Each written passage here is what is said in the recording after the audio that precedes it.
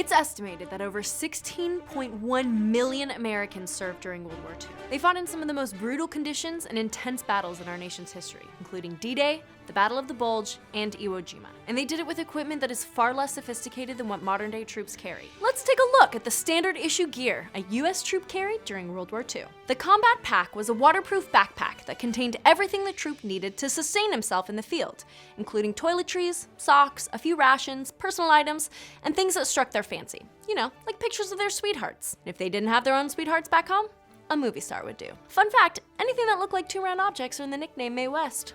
See if you can figure out why. The cartridge belt had pouches that could hold ammunition. A rifleman's 8-round clip could fit into each pouch. The belt also had fortified holes along the bottom for additional attachments, including a small first aid pouch, which would contain 1 or 2 battle dressings for self-aid. The sterile dressings were designed for hemorrhage control. Another attachment was the bayonet, which could attach to the rifle itself or be used in hand-to-hand combat, or as a utility knife, or an absolutely terrifying back scratcher. The canteen would also attach to the cartridge belt via the canteen cover, a pouch that included the canteen itself, a canteen cup, and a mess kit complete with knife, fork, and spoon. It wasn't uncommon for a forward deployed troop to eat and drink all of his rations from this container, as many meals served on the front lines came from a large communal pot. Early World War II canteens were made of aluminum, but as the war raged on, the aluminum was urgently needed for aircraft. In 1942, other materials were explored, including stainless steel, low-quality metal with porcelain enameled coating, and even some plastic, which is of course what our modern military uses today. And drinking from them is disgusting, and I hate it. It does beat the contamination that occurred when porcelain enamel chipped, however.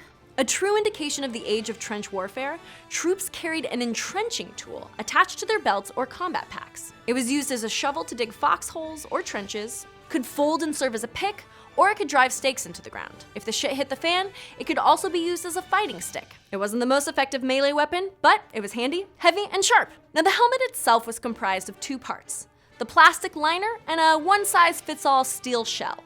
The liner helped the helmet fit properly, and the steel offered protection. It was dull by design, but troops were also issued fabric covers for increased camouflage.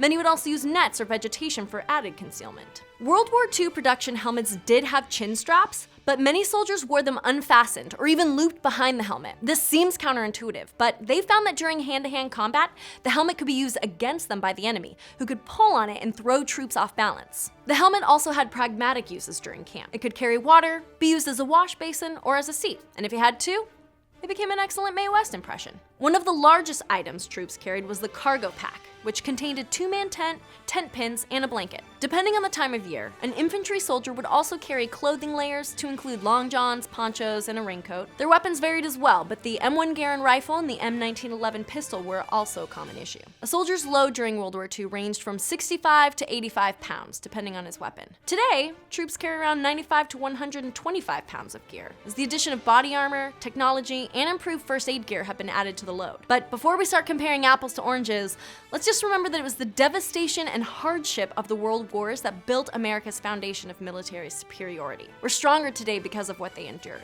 It's amazing what you can accomplish with just a pair of wool underwear, asbestos gloves, and an iron will to kill the Fuhrer.